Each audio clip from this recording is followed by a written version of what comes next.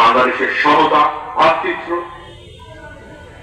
এবং ধর্মের নামে যে বর্তমানে যে বিভাজন সৃষ্টি করার অনেক অনেক মহৎ দিকে আমরা দেখতে পারি। কুচুকি মহলরা যারা চায় ধর্মের নামে যাতে আবারও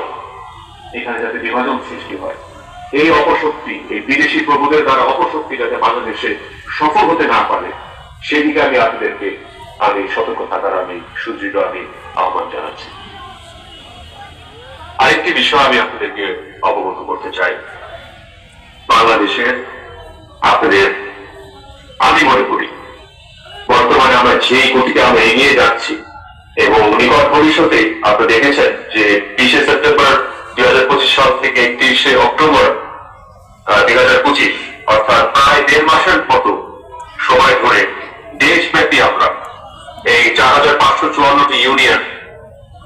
330টি পৌরসভা,